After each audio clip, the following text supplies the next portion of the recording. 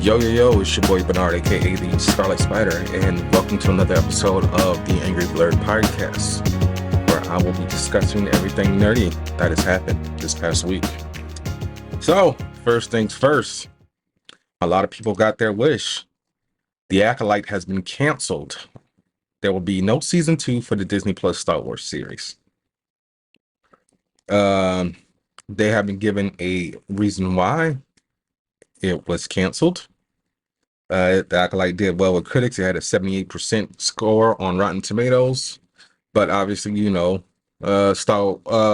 some Star Wars fans were review bombed it, and even then, they were so dumb they review bombed the wrong Acolyte. But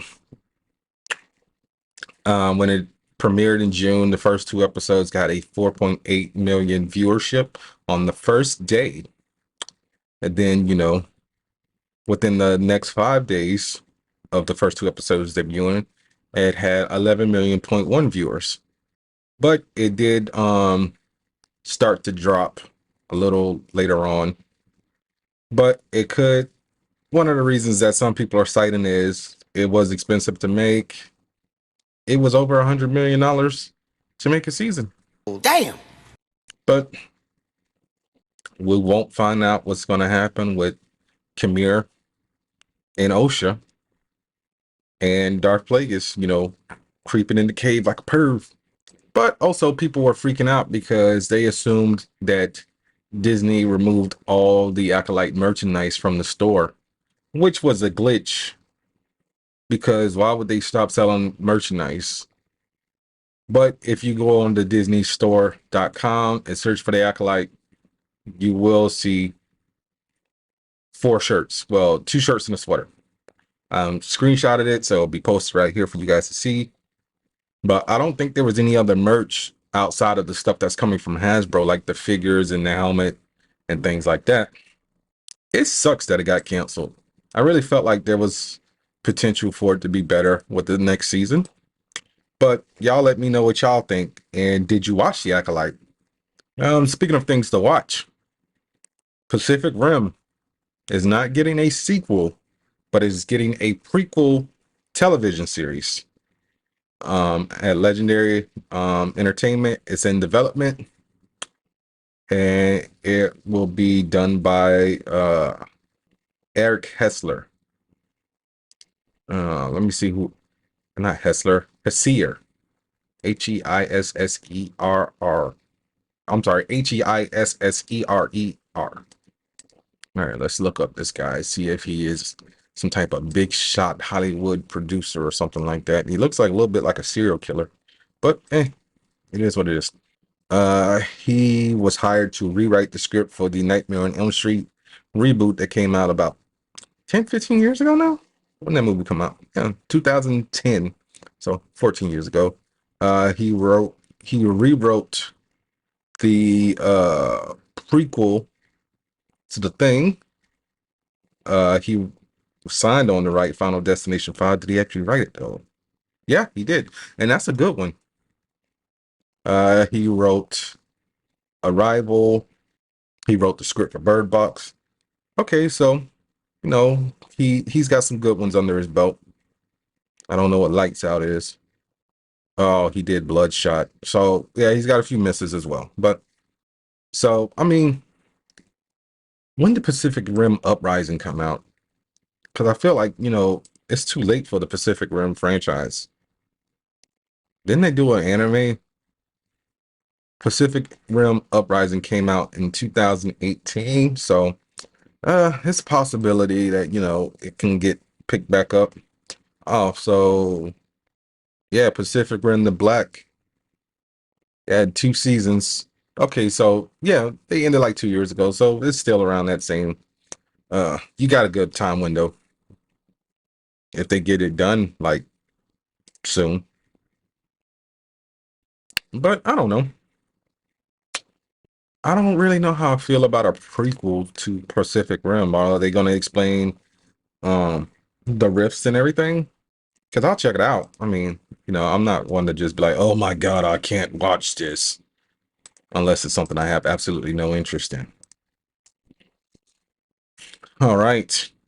So I don't know if you guys have been keeping up with the news, but Claudia Doumit, who we all know for playing Veronica Newman on The Boys, has been announced to join the cast of the Megan spinoff Soulmate. I'm just checking to make sure my mic is still working and not acting stupid. All right, we are good. All right. She is the third cast member for the film. I think I told you guys like last week or 2 weeks ago that Lily Sullivan from um, Evil Dead Rise and David Risdale. I don't think I told you guys about him have joined the cast. Who is David Risdale? He is from Minnesota. He was in Fargo, Oppenheimer, Black Mirror, The Ghost of Hank Williams. Okay, so nothing I've ever seen. But yeah, so it's nice to see that she's booked and busy. Oh, apparently she did some voice work on Modern Warfare 3. Well, congratulations to you, Claudia. Get all the coins.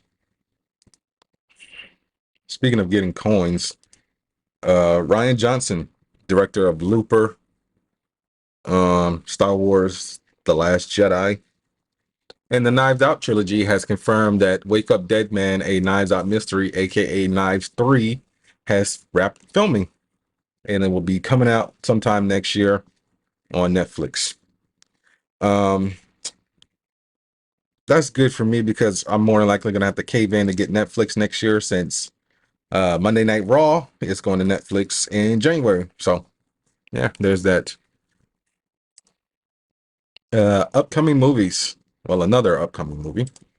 I don't know if you guys saw a trailer for this movie, but it's called Y2K. It's a A24 movie where basically, what if the Y2K bug actually happened and, just went nuts and, technology just went to shit. So the synopsis is: on the last night in 1999, two high school juniors crash a New Year's Eve party only to find themselves fighting for their lives when Y2K becomes a reality. So, like I said, this is a A24 distribution. It is directed by Kyle Mooney. This is his directorial debut. Then why do I know his name? Oh, he's an actor. Oh, he provided the voice. Okay, so I've seen him in a few things: Neighbors 2, Batman versus Teenage Mutant Ninja Turtles, No Hard Feelings. What the hell is Never Going Back? Nope, never heard of that one. And apparently he worked on Saturday Night Live. Was it Saturday Night Live I just saw? Yeah, he was a cast member on SNL from 2013 to 2022.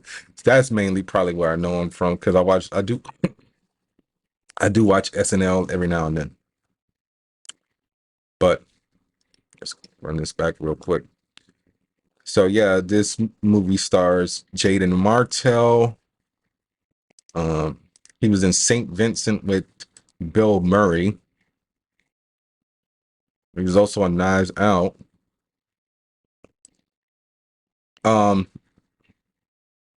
Julian Dennison, who we may know from Deadpool 2, is Fire Fist. He was also in Godzilla vs. Kong. Doesn't like you. Loco's favorite girl, Rachel Zegler.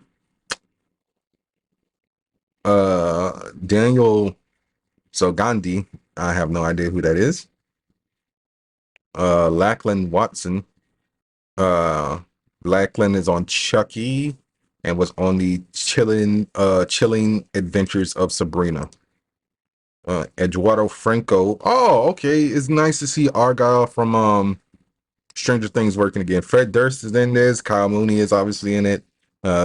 Mason Gooding. Who's that? Oh, Cuba Gooding's son. The Kid Leroy. Miles Robbins. Alicia Silverstone. Tim Heidecker. And Kevin Mangold. And this will be coming out in December. I can't wait to see it. It's nice to, get a good, comedy horror per se coming out, because you don't really see comedies hitting theaters that much. They're all going to streaming. Like, I still have to watch Jackpot with John Cena and Aquafina. Like, I really felt like that movie would have made money. Like, I think the last comedy like to really hit theaters was No Hard Feelings, and unfortunately nobody saw it. All right. We're gonna take a break. Listen to this ad for Dubby, and I'll tell y'all about my week. This episode is brought to you by Dubby. Dubby gives you focus and energy without the crash and jitters. It has no sugar, fillers, or artificial dyes. Mix one packet or scoop into 8 or 12 ounces of water. Stir or shake well. Some powderiness is normal, and it has all the important vitamins. So this has vitamin C, B3, B6, and B12. And it's made from coffee fruit extract. So drink it and go conquer a task, and go to debbie.gg and use my promo code angryblerd10 at checkout to save 10% on your order. That's debbie.gg with promo code angryblerd10. All right, we are back. So I don't know if you guys have been noticing, but I've been messing with like the left side of my face a lot because your boy got his 2 back teeth on his left molars pulled on the bottom row. So yeah, I was in very excruciating pain because my wisdom teeth were not growing out; they were growing inward to my jawline, and it broke one. It broke the back tooth, and that tooth, in essence, pushed the other tooth and started to break that one. So I'll show you. Okay, Ugh. I got no teeth over there no more. Brother, ugh. So until I get What's like that? some dentures or some What's that, brother? veneers or some caps or something. But yeah, dentistry, highway robbery, $7,000, and I got to go back for like the next 3 Thursdays to get a gum cleaning, a root canal, a crown, and a filling. Damn.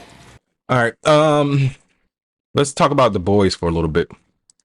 So Emily Mortimer, aka Starlight, was doing an interview with comicbook.com, and one of the things they talked about was obviously the final season, and you know, what does she want to happen? And she just basically said, you know what?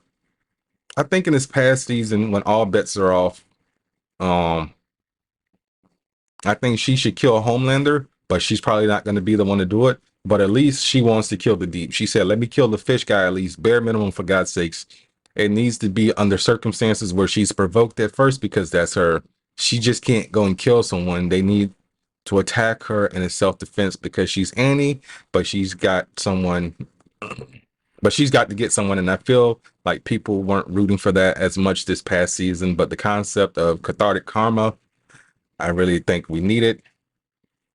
So definitely she wants to kill Homelander and the Deep. I just say let her kill the Deep because the dude like literally like me too'd her and forced her to get give him a blow job. So, I mean, yeah, take out Fish Boy. Okay, a franchise I never watched, but I really need to watch. 28 years later has officially wrapped filming.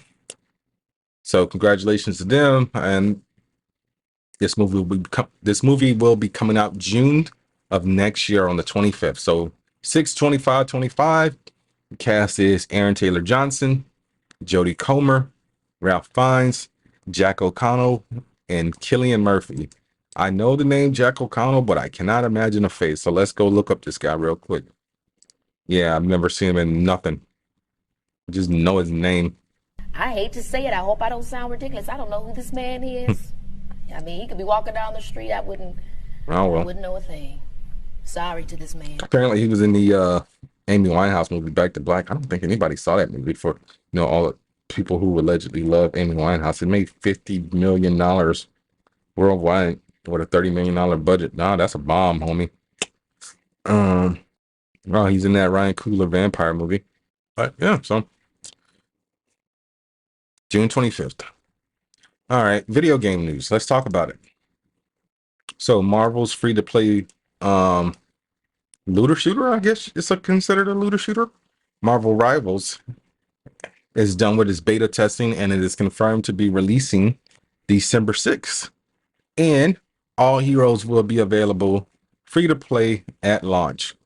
So I don't know if they're going to be planning on adding more characters to this game later on and putting them behind the paywall. But I know one thing, it'll probably be like Fortnite where, stuff will eventually come out over time. Like extra skins, you want to get those, you have to pay for those. Who are the characters in this game again? So we got Thor, Jeff the Land Shark. Why is the music playing? Stop playing the music. Yeah, Jeff the Land Shark. Black Panther. It looks like a Carrie. Did Carrie and I'll do the concept art for this? Doctor Strange. Groot. The Punisher. Hela. Iron Man. Loki. Rocket. Mantis. Penny Parker. Magneto. Magic. Obviously the GOAT. Spider-Man. Venom. Scarlet Witch. Star-Lord. Storm. Is that Luna Snow? Yep, Luna Snow. The Hulk. Namor. And Adam Warlock. I did not know Adam Warlock was going to be in this game. But yeah, so that's everybody. So if anybody's playing Marvel Rivals, please let me know, because I might play this and I'm going to need people to play with. I think Ryan's going to play it. I got to hit her up, see if she's going to be playing this. But everybody's like, oh man, Overwatch is dead now. Well, anyway, guys, Marvel has revealed that Miles Morales is getting a new suit. And I don't think it's like the 15th anniversary of Miles Morales, is it? Has it been 5 years since we got that horrible, like, pink and black suit? Well, Miles Morales Spider-Man comes out this October, and he will be getting a vibranium suit. No additional information as to why Miles is getting this suit. But apparently Miles got turned into a vampire in the Blood Hunt crossover that happened in Marvel. I'm slowly catching up, people. I got like 800 comics to read, but I can honestly admit the suit does look good. A lot of people are saying it looks like a knockoff of Spider-Man 2099. I'm like, why? Because it's a bluish red tint. Guys, letting you know right now, Miles' suit is not black and red. It's a dark blue, like a borderline, like navy blue and red. People just draw it black, but all right, what else? So yeah, if you want to get that issue, comes out, let me see if I got the exact date. Issue 25 comes out. So far, only thing I know is October. Nope, just says October. Thanks, comicbook.com. All right, so there's been a lot of movie news on this episode, but letting you guys know, we are supposed to be getting a new Anaconda movie. And Paul Rudd and Jack Black are in talks to star in it. So the film follows a group of friends facing midlife crises who decide to go in the rainforest and remake their favorite movie from their youth, which is Anaconda. And, you know, so is this going to be like a comedy, a horror comedy? I don't know, but Tom Gormican, who directed the Nicolas Cage movie, The Unbearable Weight of Massive Talent, is writing and directing the movie. It's I mean, it's Jack Black and Paul Rudd. So, I mean, I've seen them both play serious roles. Jack Black more than Paul Rudd. Kind of. I mean, Jack Black was one of the van guys in Enemy of the State tracking down Will Smith. But O'Shea Jackson, a.k.a. Lil Ice Cube, saw this and decided to say, this is insane, LMAO. I like O'Shea Jackson Jr. You know, he did a good job on his 2 episodes. Was it 2 episodes? He might have been in more episodes. I can't remember. In his episodes, let's just say that, of Obi-Wan Kenobi. He was good in Den of Thieves, Straight Outta Compton as his father, Cocaine Bear. But I'm letting you know right now, sir, just because your father was in the first one, that does not automatically give you the pass to be in the third one. Yeah, this is the third one, unless there is a third one, because there's Anaconda and then there's Anaconda's Hunt for the Blood Orchid or something like that, I want to say. Yes, Hunt for the Blood Orchid came out 20 years ago. So yeah, I mean, if he wants to be in it, audition like everyone else. Unless they come to you and say, hey man, you want to be in this movie? Speaking of people who said I should be in this movie, I'm not sure if I brought it up, but a few months ago they announced that they are doing a new I Know What You Did Last Summer movie. And Brandy was like, yo, man, I gotta be in this one. I lived and I still know what you did last summer. Okay, Brandy, cool. Once again, that does not give you the automatic right to be in a movie. Audition. I get it. Sometimes people are just putting their voice out there, like, hey, I'm available. But in Brandy's favor, it did work. So she revealed that she was contacted about potentially returning for the next movie, and she said, we will see what happens. I was never big on the I Know What You Did Last Summer franchise because it was one of those things where it's like, really? So a group of friends killed somebody, and then a year later, somebody kind of knows what happened. Then they get tracked down, and it's like, hey, we still know what you did 2 summers ago at this point. But I'll check it out. So, as I told you guys 3 weeks ago, or at this point, I want to say Vision Quest, the Vision-centric show for Disney Plus, is still on track. And we actually got a update on it. And that is none other than James Spader, the voice of Ultron himself, is set to reprise his role from Age of Ultron in Vision Quest. And they really haven't given much on the news. I mean, on the series. They just basically gave a recap of the events that happened in WandaVision, how the White Vision was created. They're looking to start production in England next year. So we will see what's going on with that. And now, guys, it is time for the spoilers to come into effect. Because now I am going to talk about Orphan Black Echoes, Season 1, Episode 9, which was titled Attracting Awful Things. So, after Xander shot Craig in the leg, because, you know, he didn't die. I was just glad he was shot in the leg. Xander had a revelation while he was on this memory drug that Jules injected him with when she escaped the compound. Like, so he's starting to like get some of Daros's memories, and the dude is just like off the hinges, honestly. But this episode was directed by Jim Garrett. But the episode was pretty good. I liked it. And it's just like, what do you expect from clone stuff to happen besides clone stuff? So Kira took Daros's security key and found out where it was for. Meanwhile, you know, Lucy finds out about Craig, that apparently Craig was very militant in his youth, and him and his friends blew up a building and killed someone, so he can't go to the hospital because he has been a felon for the past 40 years of his life.